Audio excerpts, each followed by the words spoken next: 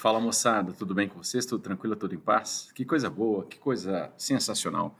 É o seguinte, trazendo aqui a correção da lista 33 sobre questões sobre o livro As Barbas do Imperador, e eu vou fazer isso da maneira mais dinâmica possível para que o vídeo não fique longo, tá bom? Bem, a primeira questão, é uma questão de provas dos anos anteriores e traz uma expressão que era bastante comum até um certo tempo atrás, que dá conta de que duas pessoas diferentes, aparentemente diferentes, são no final das contas a mesma coisa. Há uma expressão para isso, que é farinha do mesmo saco. E sobre quem eles estão, essa expressão ela foi utilizada no século XIX para se referir aos liberais e aos conservadores, que eram bastante parecidos. Então a questão pede o seguinte: de acordo com o que pode ser observado na imagem, baseado com seus conhecimentos a respeito da dinâmica partidária durante o Segundo Reinado, é possível afirmar, bem, a letra A é a que está correta, porque não havia grandes diferenças ideológicas e práticas entre os liberais e conservadores, tá? Bem, se você tiver em dúvida, eu vou analisar bem rapidamente. Eu não vou fazer isso com todas as questões, mas eu vou analisar aqui bem rapidamente para mostrar distratores das outras opções. Letra B. Liberais e conservadores mantinham grandes distinções sociais e isso abalou a estrutura política do Segundo Reinado. Isso não é verdade. Não havia grandes distinções sociais. Distinção social poderia se referir, por exemplo, à posição social de cada grupo. E isso não é verdade, porque liberais e conservadores mais ou menos partilhavam no mesmo status social naquela sociedade do Segundo Reinado. E não foi a distinção social que causou problemas políticos, lá no Segundo Reinado, tá bom? A letra C. Liberais e conservadores eram favoráveis à manutenção das grandes propriedades de terra, mas tinham divergências quanto à questão da escravidão. Isso também não é verdade, porque ambos os grupos eram favoráveis à escravidão. D. A imagem mostra liberais e conservadores dentro de um mesmo saco de farinha, representando o fato de que, apesar da diferença na sua origem social, o diálogo entre eles era algo factível. Ser algo factível era algo que acontecia. Entretanto, aqui a letra D, a frase que está entre vírgulas, ela que tem é o distrator, que ela diz, representando o fato de que, apesar da diferença na sua origem social, não há diferença de origem social entre liberais e conservadores. Tá? Então, a letra B, a C e a D têm problemas, portanto, elas não são as questões corretas, então a letra A é a correta. Bem, a questão 2, ela traz um texto muito interessante, isso aqui é muito, muito interessante. Como vocês fizeram a lista, então eu não vou me ater, porque senão vai ficar muito grande. O fato é que é o seguinte, houve uma epidemia de febre amarela durante o Segundo Reinado, e como epidemia, há pessoas que são favoráveis, quer dizer, pessoas que se manifestam a favor de tomada de medidas para evitar que a epidemia se espalhe. Então, tem gente que acredita porque não é negacionista. Então, a pessoa está vendo pessoas morrerem, enfim. Agora, existem negacionistas, existem pessoas que olham para a realidade e simplesmente se negam a enxergar a realidade. Pois bem, o que aconteceu? Um dos deputados, um dos políticos daquele momento, ele era um negacionista e ele acabou sendo contaminado e morreu depois de um tempo. Então, ele acabou morrendo diante do próprio negacionismo dele. Então, a questão é, segundo o que pode ser observado no texto, na imagem, a epidemia de febre amarela foi um desafio para o governo imperial na medida em que o governo teve que tomar medidas, porque apesar de haver negacionistas entre os políticos, o governo não pode simplesmente lavar as mãos. Se o governo lava as mãos, isso pode causar mais tragédia na sociedade. Então, governos diante de epidemias devem tomar atitudes para prevenir ao máximo o crescimento, a letalidade da doença, né? É isso que a responsabilidade do governo é essa. Pois bem, então, a letra A diz, políticos como o senador Bernardo Pereira Vasconcelos trataram a epidemia com seriedade. Não foi esse o caso, porque o senador, ele era negacionista, ele não tratou, ele debochou, inclusive, da epidemia e acabou morrendo por causa disso. B. Dom Pedro II foi acometido pela enfermidade e por decorrência disso faleceu. Não, isso não é verdade. Dom Pedro II faleceu em Paris no ano de 1891 e não foi por causa da febre amarela. C. Havia políticos como o senador Bernardo Pereira Vasconcelos contrários à construção de hospitais de isolamento. Isso está no texto. E aí é isso que acontece. Por exemplo, muita gente em epidemias é contra, por exemplo, a vacinação das pessoas. Então, isso pode causar problemas graves. Então, ele era contrário à construção de hospitais de isolamento, porque ele achava que isso era uma bobagem, enfim. Tá? Então, é a letra C que é correta. Essa questão fácil, porque ela está no texto, enfim. Bem, esse aqui é o documento que traz o texto da redução da maioridade. É bem legal, assim, bem interessante. Bem, aí diz o seguinte: o documento faz referência ao importante evento do período imperial baseado nos seus conhecimentos e na sua análise faz o que se pede. Explique a seguinte frase: estão convertidas em realidade as esperanças da nação. Isso significa o seguinte, é que com a maioridade de Dom Pedro, uma grande esperança desde o seu nascimento, que foi em 1825, agora se realiza. Porque diante do fracasso do governo do pai e diante do fracasso do governo do período regencial, há uma grande esperança agora de que o segundo reinado seja muito melhor. Então, a aceitação e a redução da maioridade fizeram com que a população acreditasse que agora teria um futuro melhor, porque Dom Pedro, segundo o que se divulgava, estava empenhado em construir um país melhor para todo mundo. Então, as esperanças das pessoas foram convertidas em realidade. Tá bom? Bem, relaciona a situação social e política do período regencial ao golpe da maioridade. É o seguinte, o período regencial é um dos períodos mais conturbados da história brasileira. Houve uma grande quantidade de revoltas, e isso se deve ao fato, por exemplo, de uma autonomia das províncias causadas pelo ato adicional. Então, houve muitas rebeliões, muitas revoltas e, portanto, um clima de muita instabilidade social, política e econômica. Liberais e conservadores não conseguiam resolver os problemas.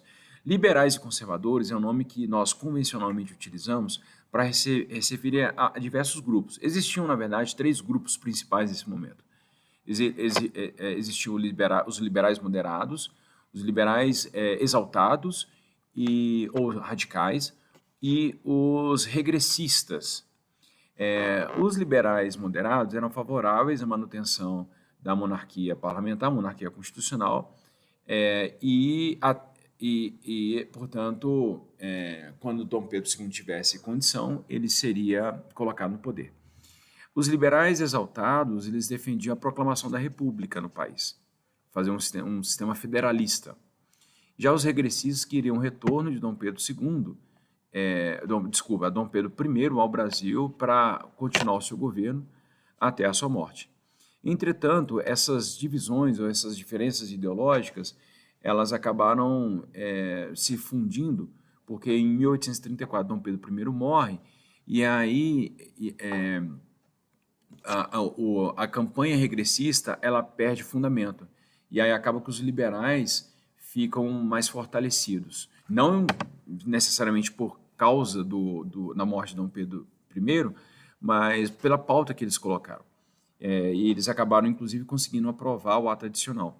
Mas, após o ato adicional, proliferaram no Brasil diversas revoltas que criaram um clima de muita instabilidade. A redução da maioridade e, depois de um ano, a entronização de Dom Pedro II fizeram com que houvesse uma estabilidade política social no Brasil. Tá?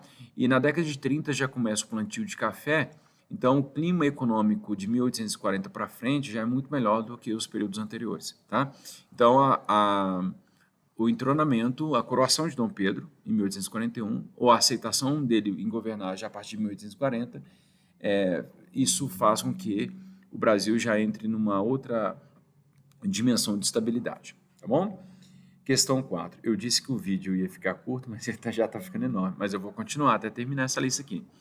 Bem, essa é uma charge muito interessante que mostram índios envergonhados, representações indígenas aqui, ao fundo, no segundo plano. Não sei se vocês estão vendo a minha seta, mas tem no segundo plano um homem, um militar, sobre um cavalo, saudando possivelmente uma população, que não dá para ver exatamente nesse segundo plano, mas ele ali, como é um monumento, então ele está fazendo uma saudação genérica, né? Poderia estar sendo recebida pela multidão brasileira. E isso se refere à vitória na Guerra do Paraguai. Já no primeiro plano tem um outro monumento, que é um senhor escravocrata, sobre um escravizado, com um chicote, e aí possivelmente punindo aquele escravizado. Esse escravizado já está sendo punido porque ele está amarrado a uma corrente.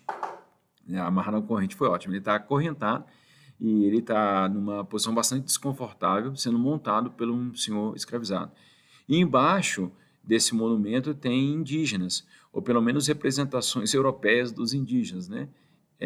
Que envergonhados, porque havia sido prometido aos indígenas que eles seriam alforriados caso eles lutassem na Guerra do Paraguai.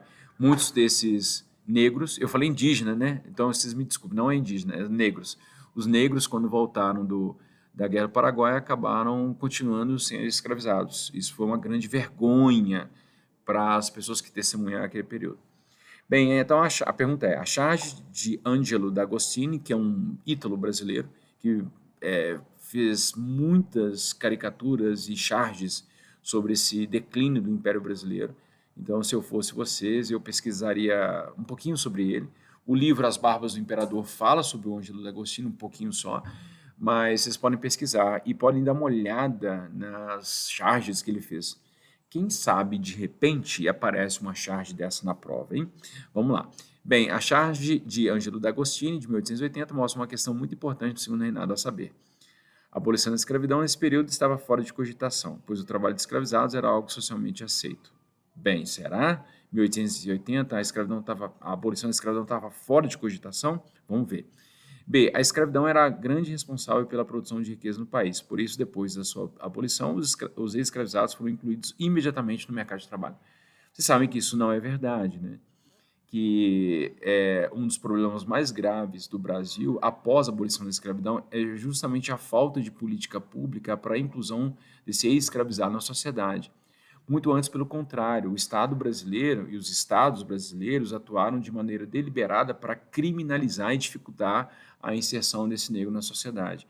Então, o escravo não só não atuou para melhorar a vida do ex-escravizados, como ele atuou para piorar a vida desses ex-escravizados. E essa piora, ou costumo chamar de ciclo da desgraça, ele acaba se acumulando de geração em geração, infelizmente. Bem, a C diz, a escravidão, apesar de sua relevância econômica e da aprovação dos cafeicultores, era vista no final do Império como algo fundamental para a manutenção do sistema imperial. Isso não é verdade, tá? Isso não era visto mais como o fundamento do sistema imperial. A escravidão já estava sendo questionada por diversos setores. Apenas um grupo muito específico, que alguns conservadores e alguns cafeicultores, é que viam que a escravidão ainda era manutenedora da ordem, mas o restante da sociedade não via assim mais. D. A charge critica os adeptos da escravidão, mostrando figuras envergonhadas diante do atraso da abolição da escravidão. É a letra D que está correta, tá? A charge critica os adeptos da escravidão, da escravização. Ela está mostrando lembra que eu falei que há uma vergonha ali em relação à manutenção da escravidão. E eu não cravei a letra A como incorreta, porque eu queria que vocês analisassem também, mas a letra A está dizendo, a abolição da escravidão nesse período estava fora de cogitação. Mentira, em 1880 havia inúmeros grupos que estavam lutando, grupos chamados abolicionistas, que estavam pressionando o governo para abolir a escravidão. Na verdade, há uma pressão já desde a década de 50, e essa pressão ela piora, ou ela aumenta, melhor dizendo, a partir do fim da Guerra do Paraguai, tá bom? Então, questão 4, letra D de dado. Eu já coloquei essa imagem em diversas processuais, em diversas sínteses. Mostra o nascimento de Dom Pedro II, ele sendo observado, satisfeito ali pelo seu... possivelmente o pai, né? Deve ser o pai. Só que o Dom Pedro I está aparecendo mais velho ali. Bem, e apresentando Dom Pedro II ao povo, e Dom Pedro I bem satisfeito com o filhinho loirinho dele, de olhos claros. Bem, segundo o que pode ser observado na imagem, baseado nos seus conhecimentos, é possível afirmar que bem, a letra A está incorreta, A letra B, Dom Pedro foi um mito antes de se tornar realidade, depois agregou seu torno todas as esperanças republicanas do povo brasileiro. Essa questão B, ela está quase correta, mas ela está dizendo sobre esperanças republicanas. E não era o caso. A população não tinha esperanças republicanas, mas tinham esperanças de um país melhor, mas ainda monárquico. E a letra C diz, o príncipe Pedro de Alcântara passou a governar o Brasil com 5 anos de idade. Não, isso não é verdade, ele passou a governar só com 15 anos de idade. D, a vida de Dom Pedro II foi marcada por certas tribulações pessoais, mas que não impediram que se tornasse um monarca popular, mesmo antes de sua coroação. Bem, é a letra D de dado. Então, ele passou por tribulações pessoais, principalmente pelo fato do pai ter ido embora, a mãe morreu muito cedo, ele nem tem lembrança, memória de sua mãe, a madrasta teve que ir embora também no Brasil. Dom Pedro, então, ele se casou com uma mulher que ele, no primeiro momento, não se apaixonou, mas ele vai respeitar, na medida do possível, a esposa por resto da vida. Mas ele vai ter abortos também, ele, a esposa, a Dona Teresa Cristina, então ele vai perder filho. E Dom Pedro vive longe ali das pessoas mais amigas, enfim. Então, apesar, então, dele ter tribulações ou problemas na sua vida, ele vai ser um monarca bem popular, mesmo antes da coroação. Lembrando que, por exemplo, quando o pai vai embora, alguns dias depois de abdicar, Dom Pedro é aclamado como imperador, na mesma sacada que o pai dele tinha sido aclamado também. Então a multidão vai ali para o palácio, para a sacada do palácio, para aclamá-lo, chamado Dom Pedro, imperador. E aí ele era bastante popular, tá bom? Então, 5, letra D de dado.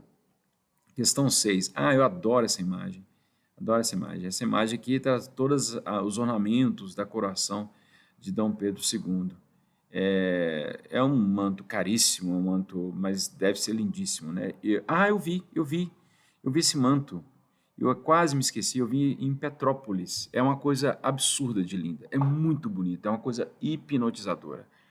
Eu recomendo efusivamente que quem tiver chance, quem tiver oportunidade, quem quiser fazer uma coisa diferente, vá a Petrópolis.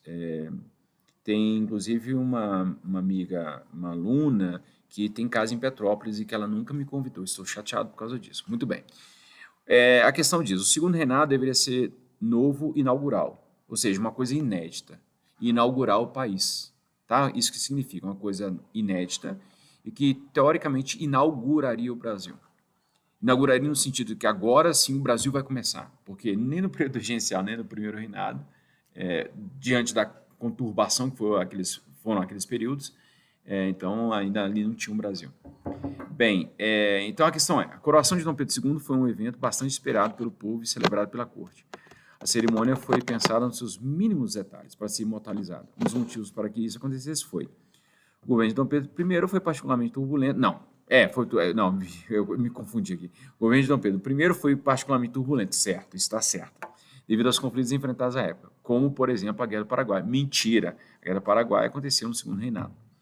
B. Dom Pedro II representava a esperança do povo brasileiro para que desse continuidade aos acertos do governo do seu pai. Não, eles queriam romper. Dom Pedro II era a ruptura do governo do pai.